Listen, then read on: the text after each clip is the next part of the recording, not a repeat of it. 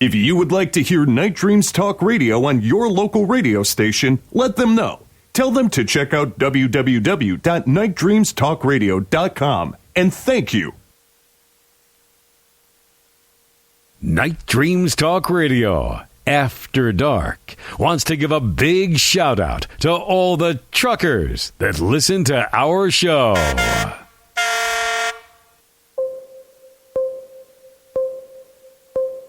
Night Dreams Talk Radio Network brings you the World Paranormal News with James Creechbaum.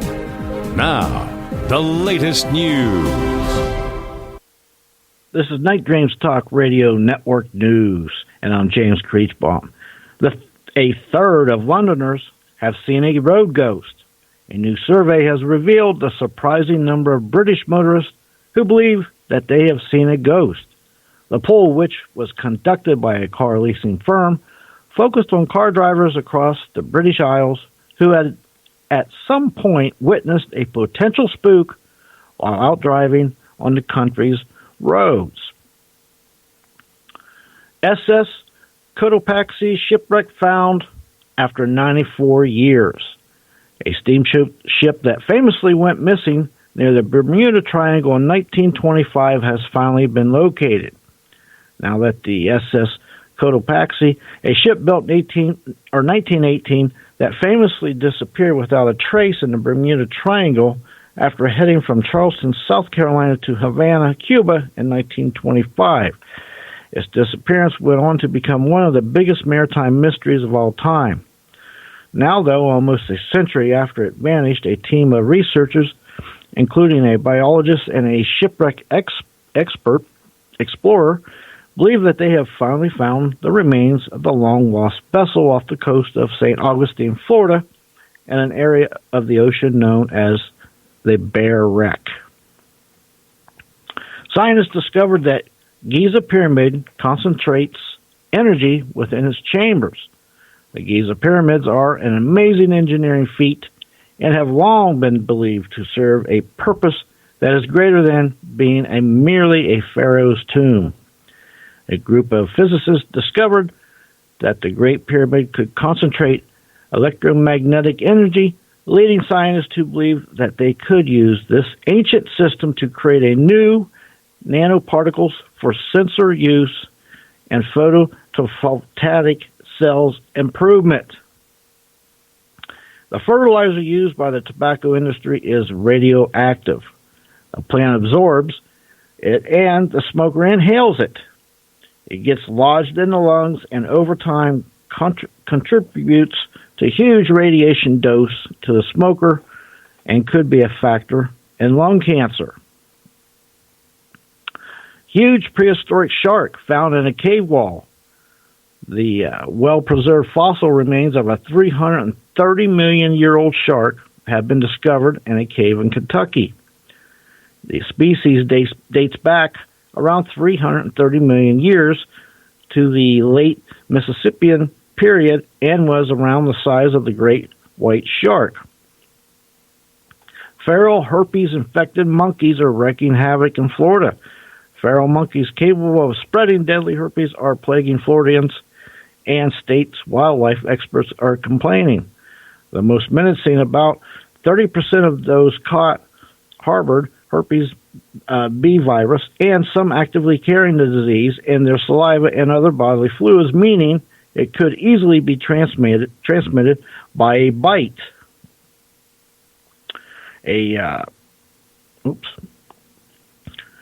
Now, also, here's an amazing fact for you. There is an ancient practice known as eye gazing, whereby two participants stare into each other's eyes for an extended period of time. When eye contact between the two people is initiated and maintained, an invisible energetic circuit is established, and it is known to induce euphoria, visions, past life experiences, and even remote viewing.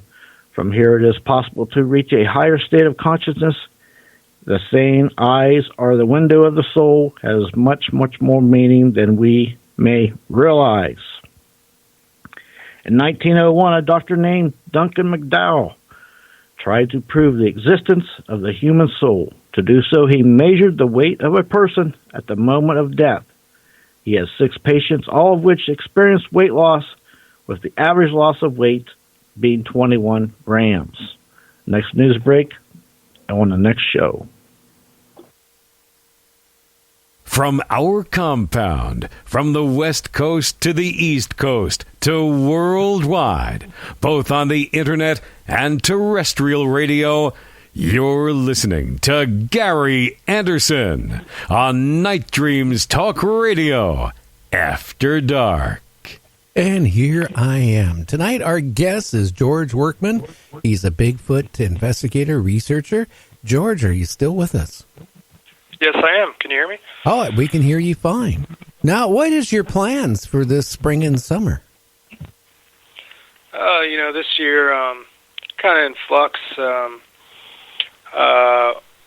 going to get laid off from my job, so I have to find a new job at some point. But I'm actually going to get a severance where I might have 5, 6, 7 months of paid time off. So if that happens, I think I might have a lot of free time to kind of work on some of these activities that we've been discussing tonight. So if that happens, that's going to be my plan, to try to get some better footage and get out in the woods more and see what I can find. Those are my plans for this year. Have you ever thought of going up to the Pacific Northwest at all to look for Bigfoot? Yeah, actually, I thought about going there last year. We actually went to Las Vegas last year, or the year before, I forget. And we found some interesting things out there just driving around. We went to the west side of Las Vegas on the mountain range there, and I did some research and found things there. We didn't make it to the Pacific Northwest at that point, but I would like to go there at some point. Oh yeah, it's supposed to be this is a hot spot for Bigfoot in the country, supposedly. They sure. Yeah, it is. Yeah. They sure made enough movies of it. And you know what? They did an article this past year talking about Pennsylvania as the number 3 spot, kind of behind Oregon and Washington, places like that for Bigfoot sightings.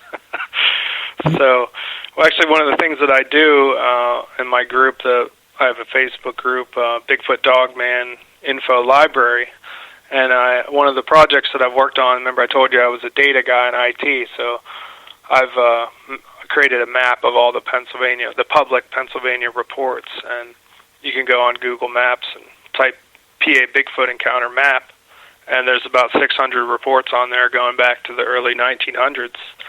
And you can see exactly where they're at, where they happened, the details, the date, time, location. You just click on the pins, and you can read, all the reports and figure out where to go. Wow. So a lot of times when I come up with these ideas to go to different places, I kind of remind myself, well, I don't really have to go very far to look for these things, Now, the sightings and stuff where you're at, how do they compare to like sightings in the Northwest? I mean, the sizes of the Bigfoot, and descriptions, color, and all that stuff. I've actually done a lot of statistics on the reports that we have. Excuse me. I think they're maybe generally a little bit smaller, maybe more in the 7 to 8 foot range. 7 foot probably being around the most common size. Most common color, at least in Pennsylvania, would be like a brown or dark brown. That would be about 70% of the reports that we have, and I think black would be second, about 20 to 30%. And a lot of times people can't tell, if they'll just say it was dark, So I kind of have a range of dark brown to black, or specifically black, or things like that, But brown is definitely more common. There's a few white ones in Pennsylvania, pretty good reports that we have. Maybe 4%, I think, are white. So, yeah, I think that's, compared to the Northwest, I haven't really done the statistics on those, but, I think maybe some of the ones they see there are generally bigger Most of the encounters in Pennsylvania are non-threatening. I think about 80 to 90% are just, crossing the road or throwing, or peeking or throwing rocks. Most of them aren't that threatening. Nothing like. Some of them are like yours, but not that many. Have you ever checked for like people gone missing in the forest and stuff where you're at? And compiled like how many people are going missing each year without a trace? I haven't done that, but I know, David Politis did the missing 411 and things like that. He's got maps and statistics about things like that, and then some of his hotspots, they are in Pennsylvania area and Tennessee and places like that. But I personally haven't done that. How about like you mentioned you run a Bigfoot and Dogmen group on Facebook. What type of reports are you getting from your members in your group? It really varies.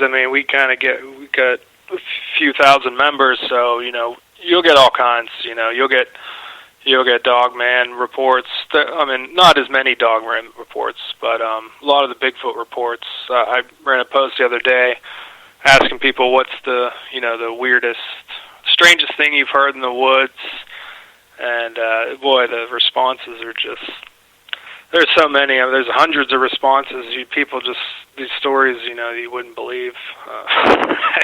I read so many of these a day. I forget more than I remember. But I can tell you a really interesting story that I know all the details to, the one that we talked about earlier. If you'd like me to talk about that. Yeah, please go ahead. Yeah, so this was I'll give you a little background, for people that aren't familiar with this area, that in the town of Derry on the Chestnut Ridge, it's about 60, 70 miles east of Pittsburgh in Westmoreland County and other counties, but this area is going back to the 70s, has a long history of Bigfoot reports, and there was also, other strange reports like UFOs and things like that kind of at the same time. Whether they were related or not, I don't know, but just to give you the background. So this place it's been like this for some time. So I talked to I remember I mentioned the article about Pennsylvania being the third best place to see Bigfoot, whatever. So when I see things like that, I look for that as an opportunity to kind of go fishing for reports from just people in hiking groups and the news Facebook groups. You can read through the comments and find different people. So yeah, that article came out, and I found a guy that contacted me, and then we ended up talking on the phone, and I did an interview with him on my YouTube channel. It's called Flat Squatch Productions. So this is 1994, and it was right a little bit north of Derry. I think I have about 30 reports documented in this small area going back the 70s and 80s. But so they're on just south of Route 22, south of Blairsville, and it was late at night, and there was three guys, and what they were doing was they were going to go to this local junkyard, which is kind of off the road there, and they were just going to, take some scrap. That was their plan. So there was three guys, and they had kind of a truck camper type vehicle, and the guy that I was talking to, his name was Wes. He was the driver. So he stayed in the car, and the two other guys, they went into the junkyard, and there was a bus kind of nearby, and they were doing their thing. They had their tools and everything. And the next thing you know, they see this giant 7-8 foot tall, kind of dark hair covered creature, kind of coming their way.